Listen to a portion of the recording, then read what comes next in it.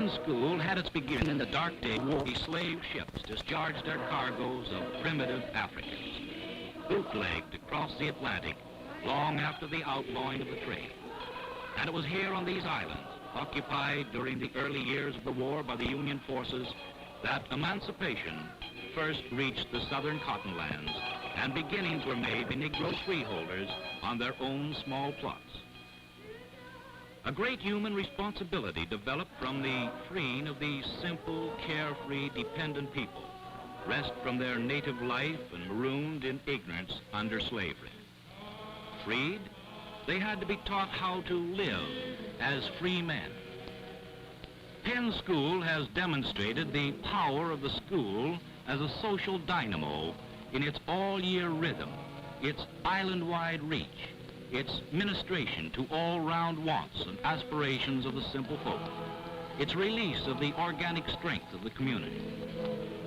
It is making good citizens, intelligent, self-supporting families. For at Penn School, education is literally preparation for life, practical life, in which hunger of the mind, soul, and body are very real considerations.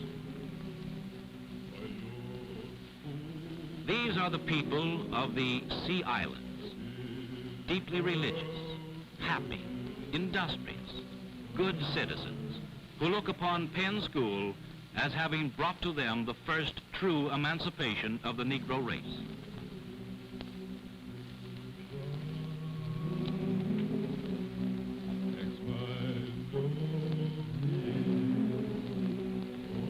And here are the three people, Rossa B. Cooley, Grace Bigelow House, and their associate, the school superintendent, James P. King, who today are doing most to carry forward the work of Penn School as the hub of domestic, business, and community life on the islands. An adventure in practical education which is being felt throughout the state of South Carolina, the nation, and the whole world. That also is playing a great part in pointing the way to the sound solution of the growing interracial problem. Yes, 3 generations ago, this was a typical evening scene on one of the more lonely beaches in the Sea Islands. Souls torn from their native land, separated from their families, herded into vile-smelling, bootlegging slave ships for the long voyage to America. Disease bred in the filth of their impossibly crowded quarters, often thinning their ranks to less than half the number before seeing land again.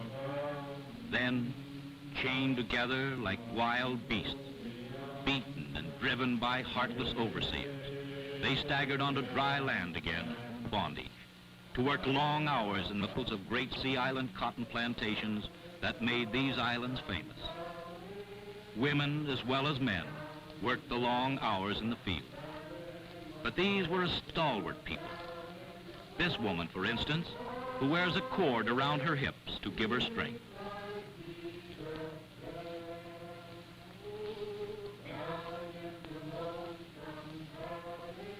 In such squalid hovels, whole families lived in one room, dipped into a common pot with their oyster shell spoons at mealtime, bore more children into hopeless bondage, abject poverty and ignorance. But through all this, the Negro spirit was not broken. The moon, a visual symbol of an almighty God. At the end of a long day, release of the spirit in fervent prayer. An offering of water from the rising tide back to the tide.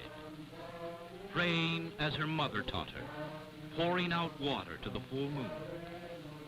What an opportunity to sway her deep devotion to the living God from native superstition to enlightened religion. Yes, few people have risen so far in 3 generations because few peoples, contrary to the belief of the times, have possessed the inherent ability to lift themselves from unlettered superstition to responsive and discriminating play of intelligence with such modest encouragement. But let Miss Cooley who with her associate, Miss House, has given her life to the work of Penn School, tell you the story as they have lived it over the years. Oh, children, did you know that Penn School is having its 80th birthday this year? Yes, Mom. Our teacher told us. Have you been here that long, too, Miss Cooter? Good gracious, no, Helen. But Miss House and I have been here for 37 years. Oh, yes, there have been some big changes since then. Before the new schoolhouse was built, there was one little rambling building. The roof leaked like a sieve, and the whole thing was ready to fall down almost any day. And do you know, the teachers had to sit with an open umbrella over their heads when it rained, and the children sat on top of the desks to keep their feet dry. Oh, well, I remember my first ride down the oyster shell road from Frogmore. I remember the horse's name was Pleasant. Uncle Sam was sitting there weaving his shrimp nets, as he has for so many years, and two little boys were watching him. One of them looked very much like you, Moses. As we came up, the smallest boy said, Uncle Sam, how old are you? Oh, I ain't know exactly. I know I've been doing man's work and first gun shoot. I was born a slave. I remember getting flogged till I couldn't stand it no more. Then I run off into the bush. Then the soldier come and Marshal Lincoln make me free. I see a heap of trouble on the island after that, too. I'd see the big wind come and the tidal wave and knock over the houses and drown the people. I remember when the fever come and the smallpox and the people fall down dead in the fields. Then come the drought and done kill all the crops. I see folk so hungry and weak they can't walk, and they were so low, nothing but mud water for drink. And then the bull evil come and eat up all the cotton crop. But we just trust and Master Jesus take care of we children and work hard, and the bad time go away and the sun shine again on we. We ain't got much dollars and cents, but we heart and full of the Lord, and the body is free. From the beginning, Penn School has been a school for all the people, grown-ups and children alike. For in the words of the great friend and educator of the Negro people, Dr. Purcell, here truly are taught things of the hand, the mind, and the heart. This bronze plaque displayed on the front wall of the community house at Penn School in memory of Dr. Purcell's inspiration and help to the school in one of the most critical periods of its existence is symbolic of the aspirations of the whole Negro race.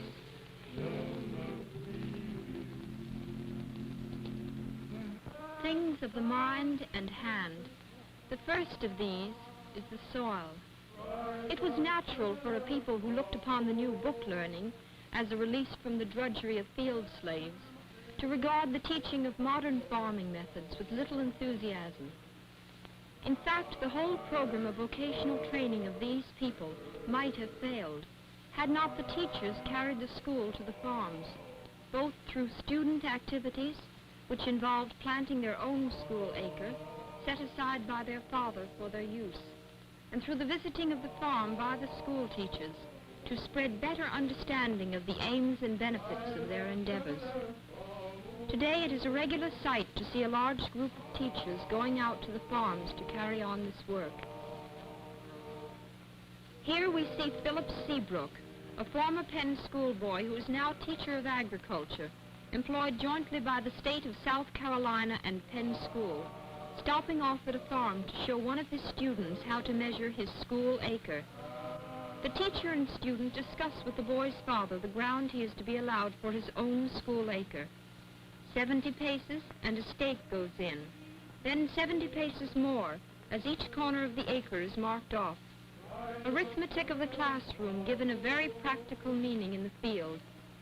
And it doesn't stop with measurement of the acre. A fair rental for the land is figured, the cost of the seeds, fertilizer, and time of workman and animal, and the net returns of the crop make a computation well worthwhile.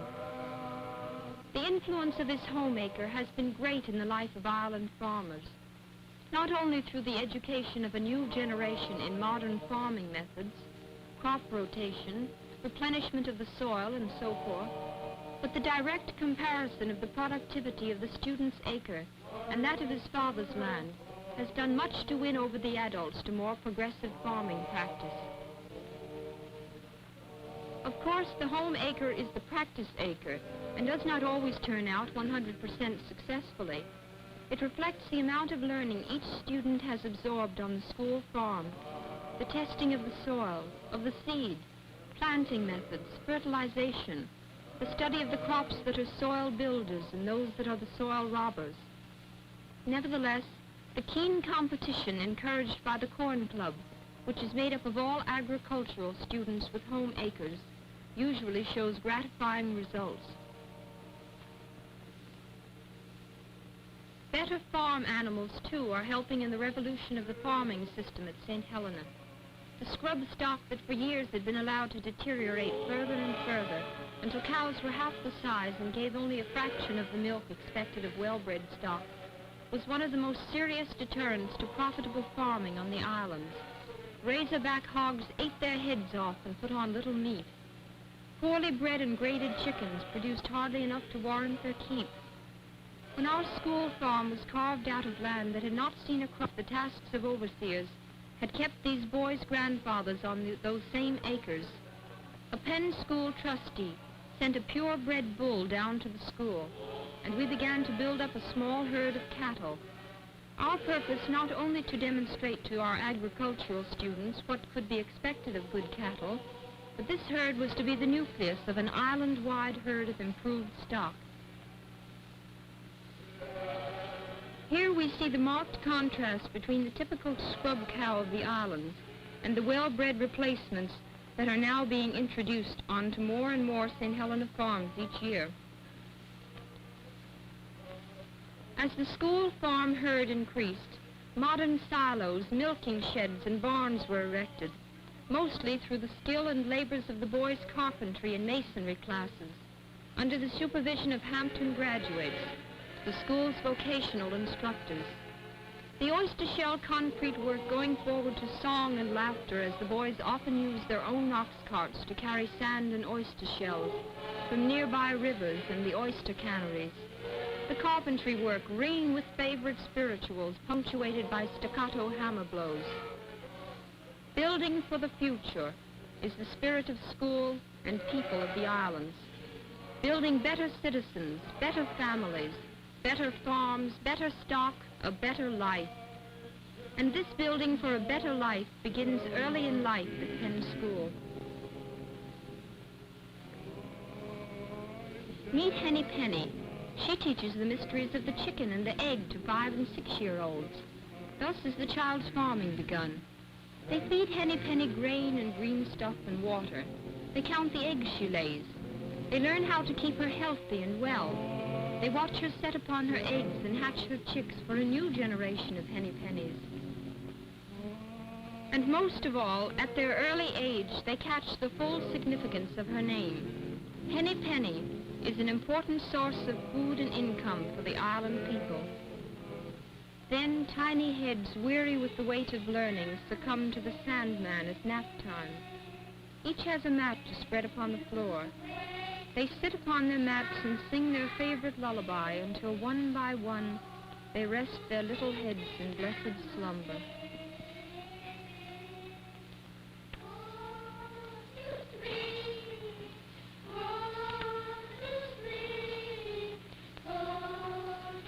Poultry keeping on the islands is as often a woman's as a man's occupation. Hence, the young girl's vocational class studies the methods as well as the economics of chicken raising, carries forward the early education that built honest respect for Henny Penny and all her tribe. At the school farm, poultry is a subject of major importance for the young farm students.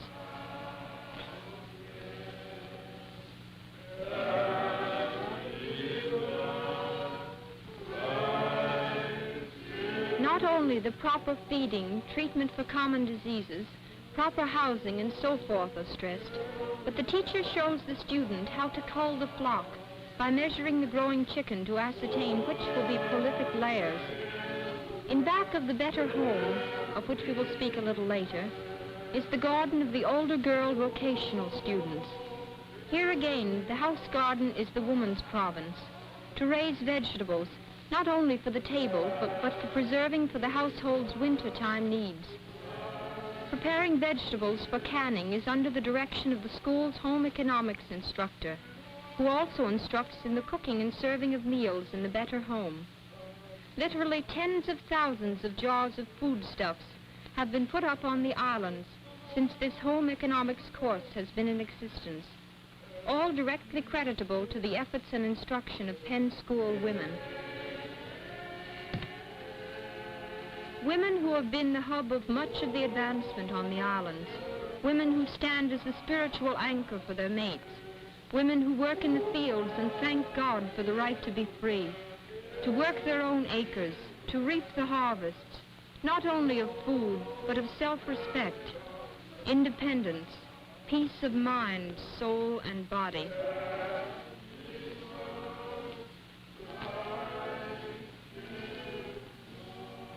Give us this day our daily bread.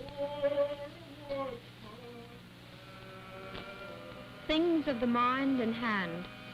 A decadence in all handwork on the islands had been an unforeseen byproduct of emancipation.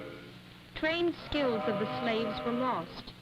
The freedman, as we have seen, longed for the book to take the place of all labor, and in the course of half a century it had come to pass that practically all the farm repair work was carried to nearby Beaufort or to Savannah. When soon after my arrival, I heard a white friend say of the island boys that he had never seen such a total lack of mechanical skill, that nearly all who attempted to unscrew a nut naturally turned it to the right. I wondered why they shouldn't, considering that they had never had an opportunity at school or at home to loosen nuts or struggle with any mechanical appliances. If the farm were to come to school, surely the farm tools and home necessities should have a place in the school curriculum. And so the school shops became another branch of our vocational training. Our Cope Industrial Building was the first large structure built by the islanders themselves, built to celebrate the 50th anniversary of the founding of Penn School. From all corners of the island came the wagons, plows, and other farm tools to be mended at the new Cope shops, often the boy who mended the tool taking it home at night. Down the oyster shell road anew went closer connection between school, farm, and home.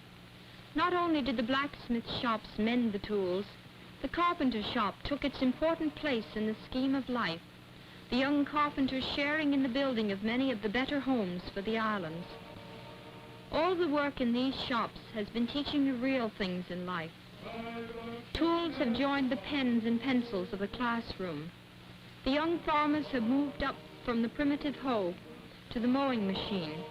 The thresher and the tractor and the school shops have kept pace with the proper maintenance of these machines.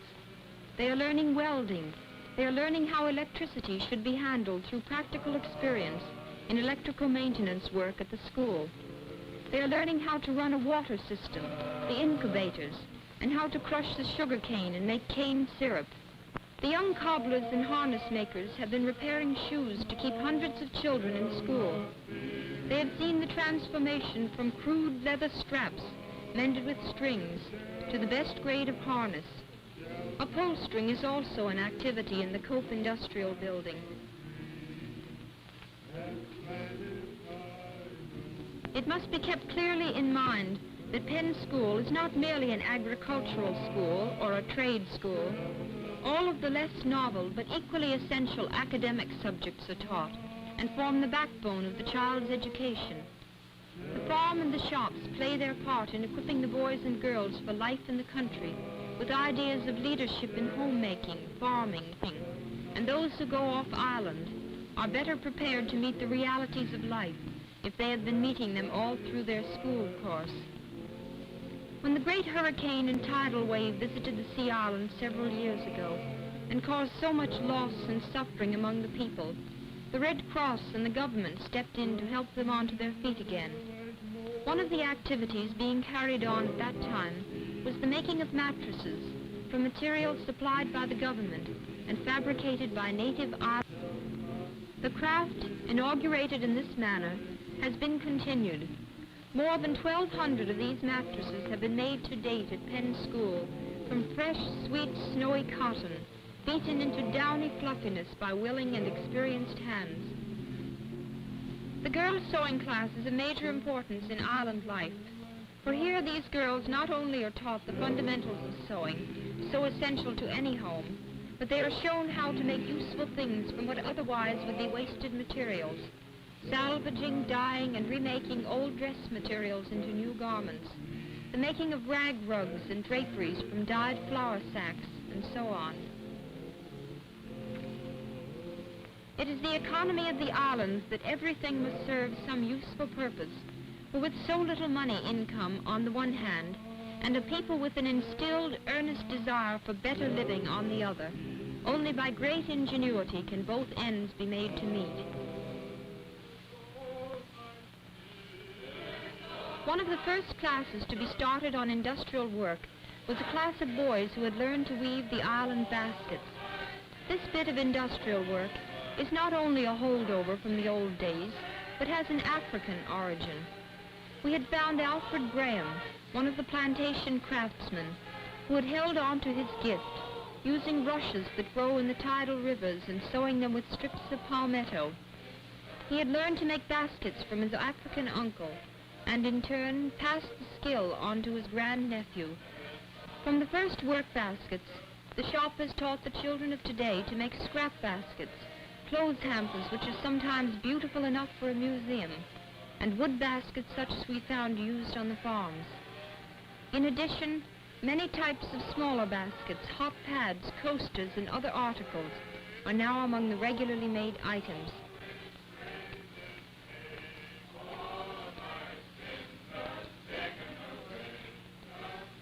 The boys carry through the whole operation from the gathering of the reeds, an excursion all look forward to the final weaving of the baskets. The grandnephew who now teaches the craft has been through the same temptations his boys will have to meet. Within a year of his graduation at Penn School, he had drifted to a nearby city where the lights and cash and good times proved to be more alluring than the country school. His mother had other plans for George. She followed him off island, and her determination resulted in the boys developing into a graduate teacher at Penn School, with all the feeling for the beautiful craft and all the pride of his old African ancestors in its standard being maintained. Typical of the effects of the campaign for better homes on the islands are such homes as Orchard Cottage, which, like many of the school buildings, have been the products of the boys' carpentry classes and graduate island students. It all started when a letter came from Washington asking us to join in the national movement for home improvement, and a new thrill was given to the very common tasks of women on our islands. The outline sent gave us all the suggestions, and these young Negro men and women who had heard their own grandparents tell of that not too far away time when individual family life on the islands was unknown, furnished and exhibited a cottage which, in the first year's national campaign, won third prize in competition with 961 other communities. In the furnishing of this better home was learned by economic necessity how something could be made from nothing: boudoir chairs from barrels, dressing tables from old packing cases, rag rugs from old stockings and other material scraps, cribs and cradles from crates, draperies from dyed and appliqued flour sacks. The next year, their efforts won second prize. Since then, we have gone on year after year, and always has come the letter from Washington, two from the President himself, bringing some news of honorable mention or some award, and this has served to deepen interest. But the winning was the lesser of the goods brought by the campaigns, whose influence has put a stamp on hundreds of island homes. And not all of the benefits of home projects were of material nature. The dinner and recreation hours for the young people, under the elevating influence of superior surroundings, taught almost unconsciously those lessons in amenities needed in every home. Public health on the islands has improved steadily with the enlightenment of the people. And when Dr. Bailey, a Penn School student and later a Howard graduate, dared to inaugurate the practice of medicine on the islands, he came not only as a physician, but as a missionary to inspire new confidence in modern medicine among his people, to teach health as well as to minister to the sick. A measure of the success of his work is found in a survey made under Dr. Thomas J. Woofter, Jr. of the Research Department of the University of North Carolina, which showed our infant mortality rate on the island to be 48 per 1,000, lower than the average the same year in the 23 largest American cities.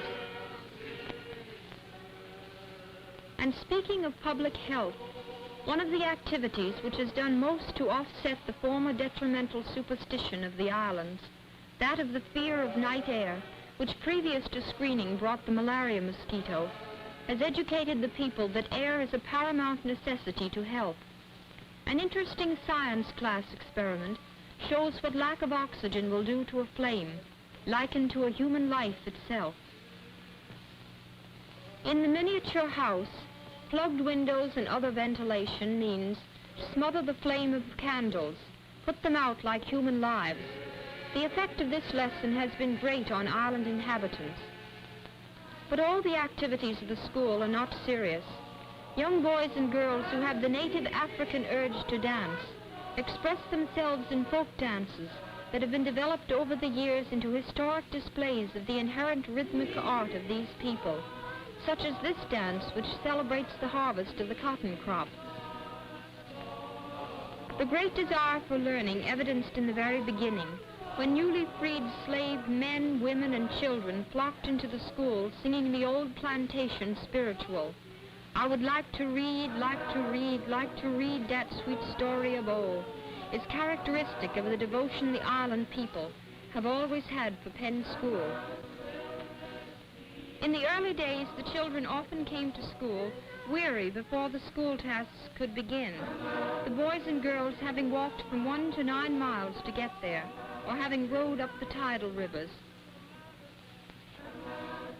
In time, our school has met that problem, too, by providing buses called chariots, which are sent to certain rallying points to shorten the too long journeys.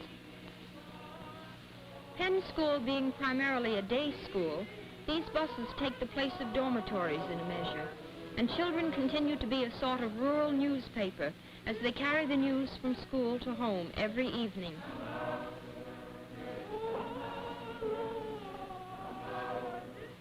Penn School has another first to talk about, the first Negro Girl Scout troop south of Baltimore.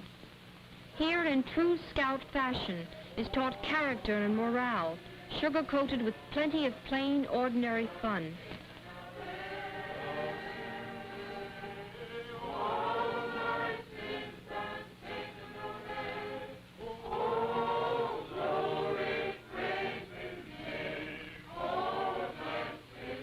When 36 years ago we built the new schoolhouse, the grown-ups wanted to come to school too. Mothers and grandmothers made up the first adult groups. They called themselves the community class. This weekly connection with the school has made them a link with the whole island. They do not come just to get for themselves either, for as they sing the island spirituals, they sew busily on quilts which will find the way to some home where there is great need. In their words, someone is worse off than we. And while we're talking about the older people, In our praise house is found the simplest form of the Christian religion I have ever seen. On every one of the old plantations, you will come across a tiny building furnished with rude backless benches and a leader's stand in front. In slave days, these praise houses served as places for religious meetings, every Tuesday, Thursday, and Saturday nights. These praise houses, conveniently located on the old plantations, were used when it was not easy to travel over country roads in the dark, and the churches were used only for the midday Sunday services. Let us look in for a moment on their service.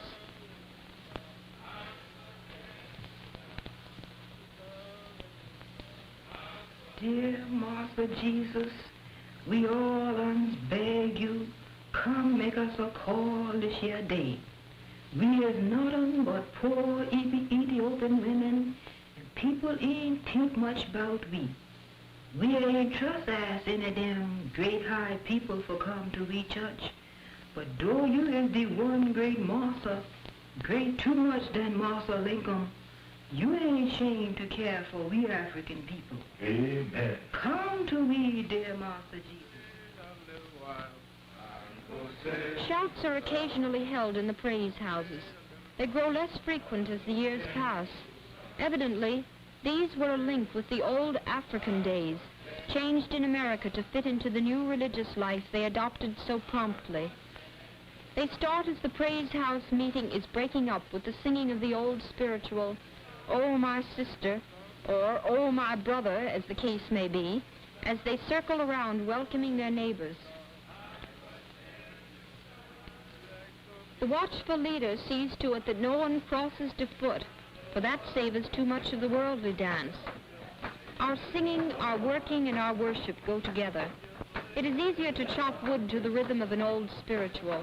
It is easier to scrub and wash as you sing, and it is easier to feel close to God when we open our throats in rousing anthems. The marked contrast between the old praise house services and the present-day church worship on the islands is really not such a contrast when you consider that both represent the inherent sincerity and spontaneity of the Negro nature. Both are succeeding stages in their development from native unlettered superstition toward enlightened religion, all through which cannot be subdued the characteristic rhythmic expression of music and living. Over this backdrop of a simple, genuine people going their various ways to useful moral and mind-elevating endeavors on this out-of-the-way island off South Carolina can be seen the beginnings of a great educational and racial revolution, a movement that is all too late in coming, that must stem the growing tide in many localities throughout the world. It is noteworthy that Penn School has come to the notice and study of educators and governments of almost every oppressed, backward, or underprivileged people of the globe. The state of South Carolina recognized the merits of the methods for vocational and rural training practiced at Penn School long ago, and a permanent installation, Arnett House, has been made at Penn School for the use of South Carolina State College students, so that they may study Penn School methods of carrying the schools to the farms and the homes. The General Education Board of New York and other educational foundations are interested in Penn School as a standard bearer in Negro education. A map hangs in our house which shows most of Europe, Asia, and Africa, and into this map are stuck different colored pins that dot the many, many places from which notable people have come to observe Penn School methods and to carry their lesson back to their own country. And no one knows as well as the people of the islands themselves what Penn School has meant to them, to their fathers and their fathers' fathers, who have traveled the long and often hopeless road to new horizons for themselves and the whole Negro race. Heaven, we thank thee for the gift of thy darling Son, Jesus, through whose suffering, death, and resurrection, we have been redeemed from the power of sin. We thank thee for our principals and instructors who are giving their lives for the education of our children. We thank thee for this school, which is the light. It is the bridge over the Red Sea into the promised land for our people. It is the Moses, and it is the pillar of cloud by day and the pillar of fire by night. O Lord, bless the friends of the school whose spiritual and material help has made it possible to carry on this great work for more than 80 years. Those sympathetic men, women, in all walks of life who understand what Penn School means to us and to the whole Negro race. O Lord, we pray that their health will continue and the number of our friends increase, for there is much yet to be done. Our progress has been slow, for we are not merely learning lessons. We are learning a new life, a better life, a more useful life, learning things of the Spirit as well as of the mind and hands. These blessings we ask in Jesus. Amen.